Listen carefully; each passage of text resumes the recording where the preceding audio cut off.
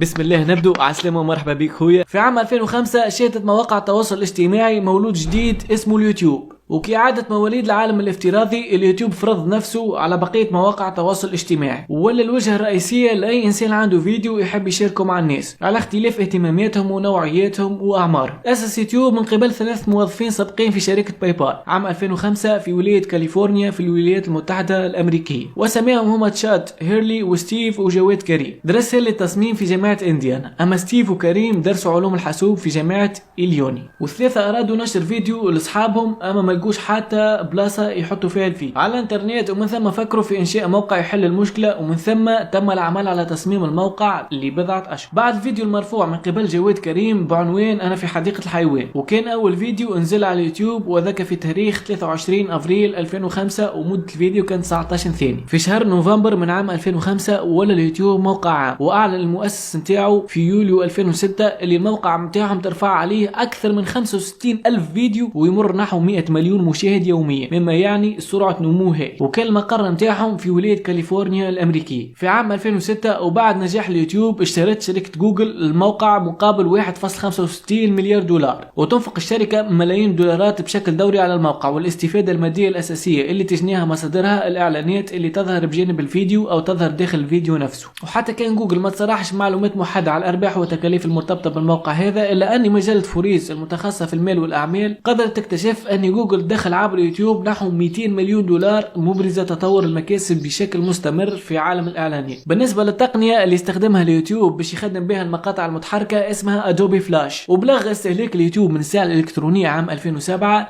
حجم اللي استهلكته الانترنت لكل المجتمع عام 2000، وهو حسب حسبة تقريبية يكلف مليون دولار كل نهار. ومع مرور الوقت اليوتيوب ما عادش مجرد موقع للترفيه، وفرض نفسه كموقع إخباري وتعليمي. وحسب موقع كوم سكور اللي يعمل احصائيات، اليوتيوب تصدر اكثر فيديوهات مشاهده في العالم، ناهيك على انه اليوتيوب جاب سياسه جديده وحط من النظام القديم تاع القنوات التلفزيه، وخلى اي انسان ينجم يعمل قناه خاصه به، وسهل على المستخدمين انهم يتفرجوا على الحاجه اللي يحبوا عليها في الوقت اللي يحبوا عليه، والشيء هذا ما كانش متوفر في التلفزه بالطبيعه. وثم برشا شباب في العالم العربي دخلوا في التجربه هذه ونجحوا، وقنواتهم نشوفوا فيهم الى حد الان. وبالطبيعه ما ننسوش ان المنصه هذه توجهت لها عده انتقادات، كما انه اليوتيوب يعتبر سلاح ذو حدين، كما تنجم تستعمله في انك تهبط محتوى مفيد واخلاقي، والا تنجم تستعمله في العكس، واليوتيوب ماهوش عاطي حدود للحاجه هذه. وهكا نكون وصلنا لنهايه القصه. كانك وصلت للاخر نحب نشكرك، والتقانا في الفيديو الجاي ان شاء الله على خير.